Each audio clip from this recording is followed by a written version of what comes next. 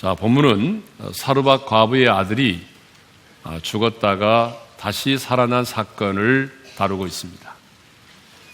그런데 오늘 본문은 이렇게 시작을 합니다. 2일 후에 이렇게 시작을 합니다. 그렇다면 이 일이란 무엇을 말할까요?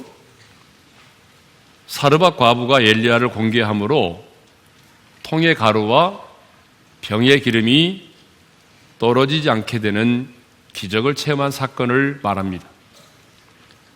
가뭄으로 인하여 온 땅이 기근으로 고통을 당하고 있던 시대에 사르밧 과부의 가정만큼은 하나님의 은혜로 곡식과 기름이 떨어지지 않는 축복을 누리게 되었습니다.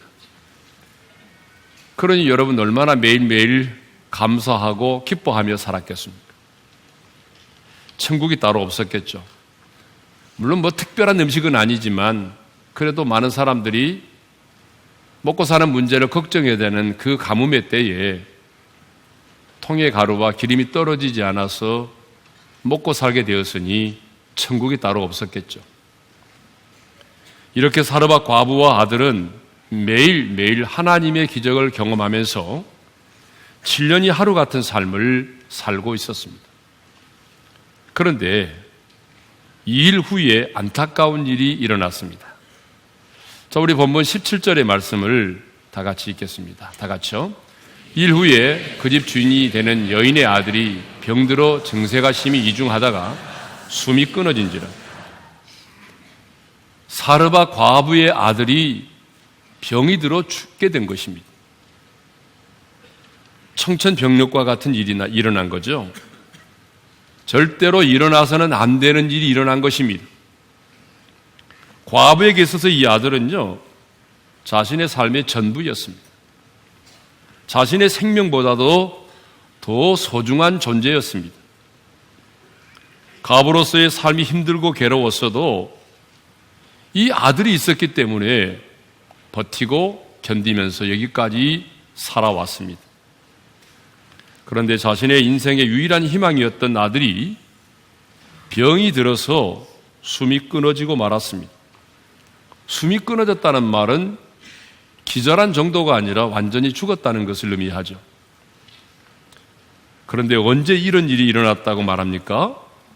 2일 후에라고 말하고 있습니다. 2일 후에. 2일 후에가 뭐죠? 하나님의 축복으로 인하여 통의 가루와 기름이 떨어지지 않으므로 엘리야를 포함한 그 과부의 아들이 여러 날 먹은 일을 말하죠. 하나님께서 행하신 일을 경험한 후에 공급하시는 하나님의 은혜와 축복을 경험한 이후에 이런 일이 일어난 것입니다. 행복한 날을 보내던 중에 갑자기 불행한 사건을 경험하게 된 것입니다. 여러분, 우리의 생애 가운데도 2일 후회가 있습니다. 꽤 많은 사람들이 기도의 응답을 받고 영적 전쟁에서 승리하고 난 이후에 시험에 드는 경우들이 종종 있습니다. 엘리야만 보더라도 갈멜산에서 영적 전투에 승리하고 난 이후에 이세벨이 집요하게 자신을 죽이려고 하자 로덴나무 아래에서 지금 내 생명을 거두어 달라고 하나님께 죽기를 청하였습니다. 이렇게 승리 다음에 시련이 찾아오고 행복 다음에 불행이 찾아오고 축복 다음에 이해할 수 없는 고난들이 다가올 때가 있습니다. 그런데 놀랍게도요, 2일 후회가 찾아오게 되면은 하나님의 은혜와 축복이 잘 보이지 않는다는 거예요. 지난날에 하나님이 내게 베풀어 주신 그 은혜와 축복보다는 오늘의 문제가 더 커 보이고, 지난날에 하나님께서 내 인생 가운데 베풀어 주신 그 은혜의 축복에 감사하기보다는 오늘의 고통이 더 아파 보인다는 것입니다. 지금의 고통이 너무나 크면 지난날의 은혜와 축복이 작아져 보입니다. 지난날의 그 은혜와 축복이 더 이상 축복으로 다가오지 않을 때가 있습니다. 사르밧 과부도 마찬가지. 그래서 사르밧 과부도 하나밖에 없는 아들이 죽자 이 모든 불행의 원인이 엘리야가 믿는 하나님에게 있다고 생각을 했습니다. 그래서 엘리야가 믿는 하나님을 원망하기 시작을 했어요. 그런데 이 사르밧 과부는 먼저 엘리야를 향해서 뭐라고 말하냐면요, 하나님의 사람이라고 말하고 있어요. 자, 18절 상반절이죠. 읽겠습니다. 다 같이요. 여인이 엘리야에게 이르되 하나님의 사람이요. 그 상황 속에서도 이 사르밧 과부는 엘리야를 그냥 엘리야라고 말하지 않고 하나님의 사람이라고 불렀습니다. 왜냐하면 엘리야가 선포한 말씀대로 통의 가루와 기름이 떨어지지 않는 기적을 경험했기 때문이죠. 그러니까 하나님의 사람이라고 말하는 것은 당신만이 아니라 당신이 믿는 하나님에게도 책임이 있다라고 하는 얘기예요. 그러면서 곧이어 이 사르밧 과부는 엘리야가 믿는 하나님을 원망하기 시작합니다. 자, 18절 하반절을 읽겠습니다. 다 같이요. 당신이 나와 더불어 무슨 상관이 있기로 내 죄를 생각나게 하고 또 내 아들을 죽게 하려고 내게 오셨나이까. 지금 내 아들이 죽게 된 것은 바로 하나님의 사람인 당신이 내게로 왔기 때문이라는 거예요. 당신이 우리 집에 머무르지 않았다면, 아니 내가 당신을 만나지 않았다면 내 아들이 죽지 않았을 텐데, 하나님의 사람인 당신이 우리 집에 와서 머물렀기 때문에, 내가 당신을 만났기 때문에 바로 내 아들이 죽었다는 거예요. 사실 이 아들의 죽음과 엘리야가 무슨 상관이 있습니까? 뭐 엘리야가 이 아들을 때렸겠어요? 아니면 목을 졸랐겠어요? 독초를 먹였겠어요? 엘리야는 이 아들의 죽음과는 아무 관련이 없는 사람입니다. 그런데 이 사르밧 과부는 하나님의 사람인 당신이 내게로 왔기로 내 아들이 죽었다며 엘리야와 엘리야가 믿는 하나님을 원망하기 시작을 했습니다. 이렇게 사람들은요, 어떤 사건이 딱 생기고 문제가 생기면은 누군가에게 책임을 떠넘기려고 하고 그리고 분노를 표출할 때가 있어요. 특히 예기치 않은 죽음을 경험하게 되면 주변에 있는 막 사람들에게 분노를 표출할 때가 있잖아요. 가끔 장례식장에서 보게 되면 죽음을 받아들이지 못한 그 유족들이 뭐 누군가를 붙잡고, 때로는 뭐 의사 선생님을 붙잡고 내 아들 살려내라고 막 그렇게 울부짖는 분도 계세요. 가끔 집례하는 목사님에게도 내 아들 살려내세요, 내 남편 살려주세요, 막 이렇게 통곡하는 분들이 계시잖아요. 그런데 내 아내 살려주세요 라고 하는 분은 별로 없습니다. 저는 아직까지 본 적이 없어요. 네? 네. 이 사르밧 과부도 아들의 죽음 앞에서 엘리야를 원망하고 엘리야가 믿는 하나님을 원망했습니다. 그런데 이 과부는 하나님의 기적을 경험했고 또 엘리야를 하나님의 사람이라고 불렀지만 하나님이 어떤 분이신지를 잘 모르고 있습니다. 그래서 엘리야를 향하여 이렇게 말하죠. 다시 한번 18절 하반절을 읽겠습니다. 시작. 당신이 나와 더불어 무슨 상관이 있기로 내 죄를 생각나게 하고 또 내 아들을 죽게 하려고 내게 오셨나이까. 당신이 내게 온 것은 내 죄를 생각나게 하고 그 죄의 대가로 내 아들을 죽게 하도록 하기 위함이라는 것입니다. 이렇게 말하는 것을 보게 되면 이 사르밧 과부의 마음속에는 뭐가 있었다는 거죠? 죄책감이 있었습니다. 이 여인의 마음속에는 누구에게도 말하지 못했던 죄책감이 자리를 잡고 있었습니다. 우리도 가끔 불행한 일을 당했을 경우에 그렇게 말하는 분들 있잖아요. 죄가 많아서 그렇죠. 저의 죄 때문입니다. 뭐 이렇게 말하는 분들이 있거든요. 네. 지금 이 여인은 자신의 죄로 인해서 내 아들이 죽었다라고 생각을 하고 있습니다. 이것을 보게 되면 사르밧 과부는 아직 하나님을 바르게 온전하게 이해하지 못하고 있습니다.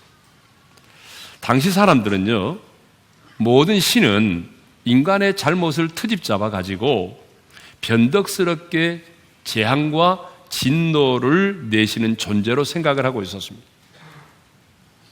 그래서 이 사르밧 과부도 이런 이방신들의 영향을 받아서 아들의 죽음도 자신의 죄 때문이라고 생각을 하고 있었던 것입니다. 그래서 엘리야가 자신의 죄를 생각나게 하기 위해서 자기에게 왔고, 그로 말미암아 자기 아들이 죽게 되었다라는 생각을 하고 있었습니다. 그러니까 하나님을 이해를 잘 못하고 있었던 거죠.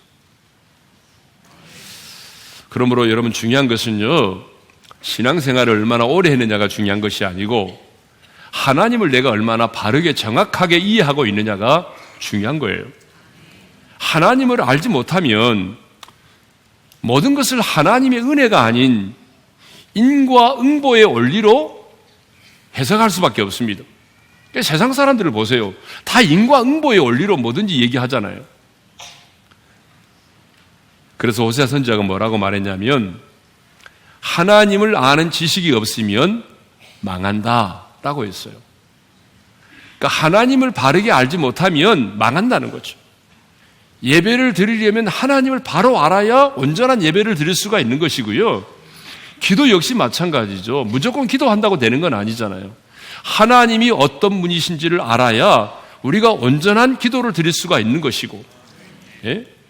하나님을 바르게 알지 못하면 늘 죄책감 속에 머무르고, 그리고 사탄의 참소를 받으며 살 수밖에 없습니다. 하나님을 알지 못하면 그래요. 하나님을 바르게 알아야 여러분, 예배도 제대로 드릴 수가 있고 용서도 할 수가 있고, 또 내가 쓰러지고 넘어져도 다시 일어나서 나의 죄악을 주님께 자백할 수도 있습니다. 하나님이 어떤 분이신가를 알아야 우리가 그 주님 안에서 자유함을 누리며 살 수가 있는 거죠. 그래서 여러분, 하나님을 바르게 알아야 합니다. 예? 그러면 이렇게 자신을 원망하는 이 과부에 대하여 엘리야는 어떻게 반응했습니까? 이 과부의 분노에 대해서 변명을 했습니까? 아니, 왜 나 때문이냐고 화를 냈습니까? 살다 보니까 별일 다 보겠네? 왜 생사람을 잡으려고 해요? 내가 당신 아들 죽였어요? 여러분, 이렇게 따질 수도 있고 화를 낼 수도 있고 변명도 할 수 있습니다. 그런데 엘리야는요, 그 과부에 대해서 화를 내거나 변명을 하지 않았습니다. 그럼 어떻게 했나요? 첫째로, 죽은 과부의 아들을 안고 자기의 처소로 올라갔습니다. 19절의 말씀이죠. 읽겠습니다. 다 같이요. 엘리야가 그에게 그의 아들을 달라 하여 그를 그 여인의 품에서 받아 안고 자기가 거처하는 다락에 올라가서 자기 침상에 누이고,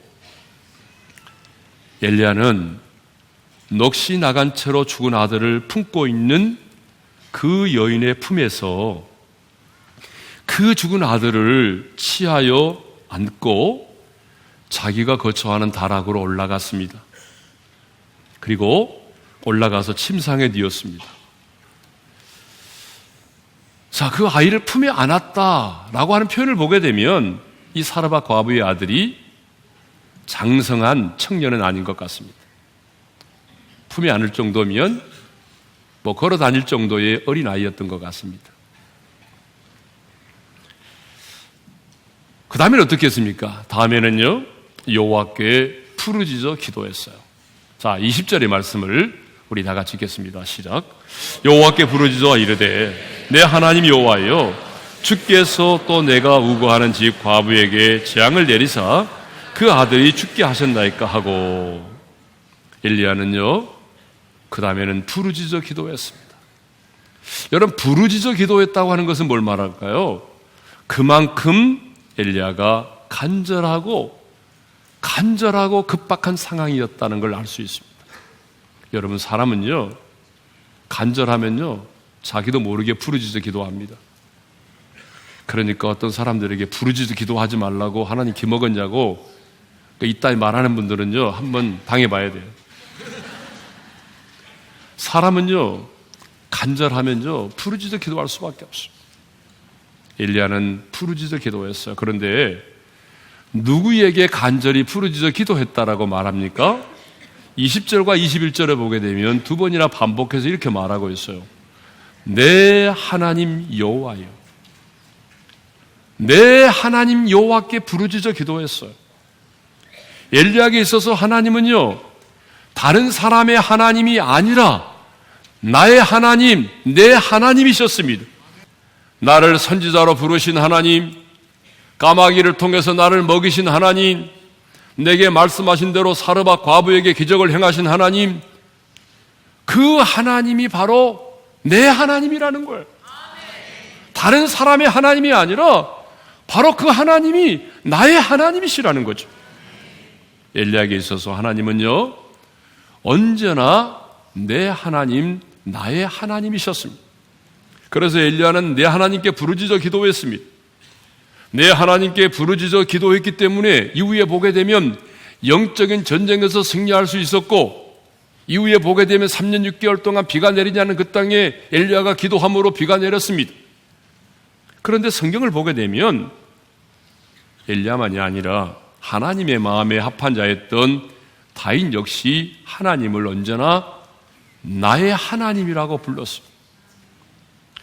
여러분, 다윗의 시편을 보게 되면 다윗이요, 하나님을 우리 하나님이라고 부른 적이 없어요. 여호와는 나의 목자, 나의 왕, 나의 산성, 나의 요새, 나의 반석, 나의 피할 바위, 내 하나님이요. 다윗은요, 하나님을 부를 때마다 언제나 나의 하나님으로 불렀습니다. 이 말은 무슨 말입니까? 다윗에게 있어서 하나님은 언제나 우리의 하나님이 아닌 나의 하나님이셨어요. 물론 우리가 공동체적인 신앙의 고백을 담아서 하나님을 부를 때는 나의 하나님이 아니라 우리의 하나님으로 불러야 맞는 거죠. 엘리야는 내 하나님께 부르짖어 기도했습니다. 그러므로 여러분, 우리도 다른 사람의 하나님이 아닌 내 하나님께 기도할 수 있기를 바랍니다. 엘리야는 이렇게 그 죽은 아들을 안고 자기가 거처하는 타락으로 올라가 침대에 누인 다음에 하나님께 부르짖어 기도했습니다.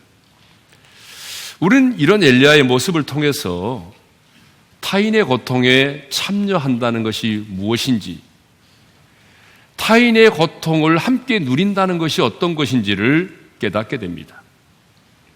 하나님의 사람으로서 다른 사람의 고통에 참여하여 그 고통을 나눈다고 하는 것이 뭐죠? 그게 바로 기도라는 것입니다. 이 사르밧 과부의 슬픔을 목도한 엘리야는 나와는 무관한 일이라며 방관하지 않았습니다. 아니, 이 과부가 나의 죄 때문이라고 말할 때에, 맞아, 너의 죄 때문이야, 너의 죄 때문에 당신 아들이 죽은 거야 라고 정죄하지 않았습니다. 이 여인이 당하고 있는 그 고통의 한복판으로 내려갔습니다. 그래서 그 죽은 아들을 그 여인의 품에서 취하여 자신의 가슴으로 안았습니다. 그리고 자신이 거하고 있던 다락으로 올라갔습니다. 그리고 그 아이를 침대에 눕힌 다음에 하나님께 부르짖어 기도했습니다. 그렇습니다. 누군가의 고통에 참여하는 것, 누군가의 고통을 함께 나누는 것이 바로 기도인 것입니다. 물론 기도를 들으시고 응답하시는 것은 하나님께서 알아서 하실 일입니다. 하지만 우리는 기도의 응답을 떠나서 내 기도가 응답을 받으면 좋지만 또 하나님이 내 기도에 응답하시지 않을지라도 우리는 기도의 응답을 떠나서라도 고통당하는 자들을 위해서 기도를 해야 한다, 그 말입니다. 인생을 살다 보게 되면 나 혼자 감당하기에 어려운 고통이 있어요. 인생을 살다 보게 되면 나 혼자서는 감당할 수 없는 무거운 짐들이 있습니다. 그래서 사도 바울도 너희 짐을 서로 지라고 그랬잖아요. 갈라디아서 6장 2절의 말씀인데 읽겠습니다. 다 같이요.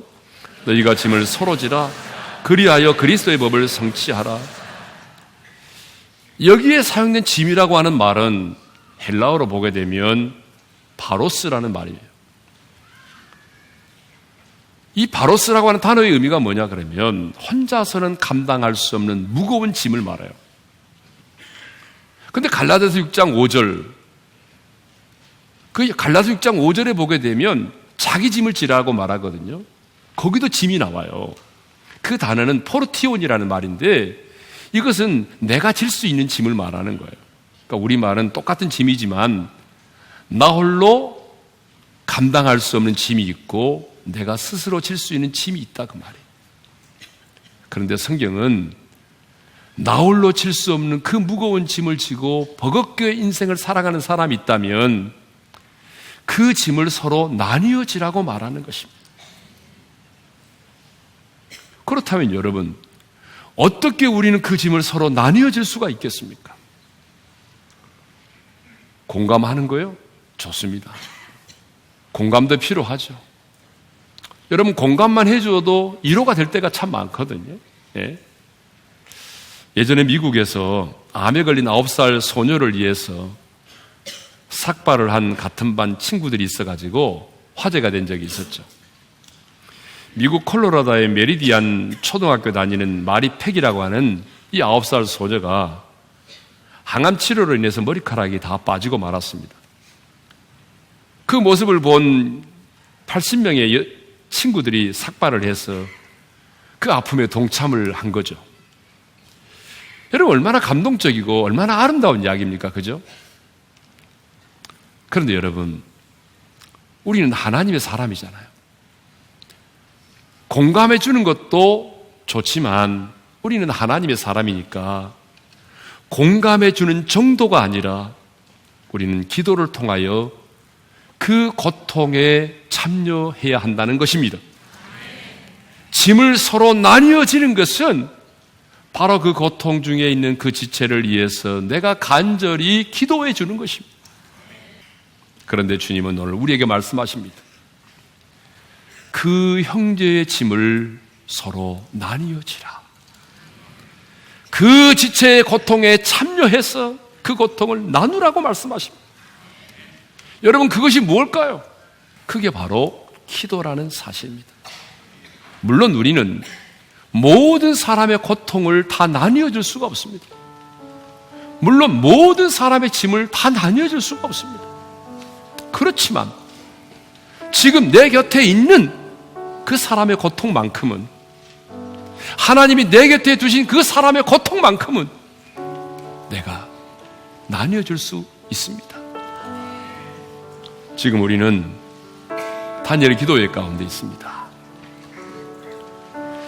내 자신만을 위하여 기도하지 말고 내 주변에, 내 가족들 가운데 고통당하는 자들을 위하여 기도할 수 있기를 바랍니다. 그들의 짐을 서로 나뉘어 줄 수 있기를 바랍니다. 이제 여러분의 기도의 지경을 좀 넓히시기를 바랍니다. 여러분, 언제까지나 나와 내 가정과 내 자녀들만을 위해서 기도하시겠습니까? 나도 힘들지만, 내 인생도 버겁지만, 여러분 눈을 열어 여러분 주변에 고통당하는 자들을 바라보십시오. 그리고 그들을 위하여 주님의 마음을 품고 간절히 부르짖어 기도하십시다.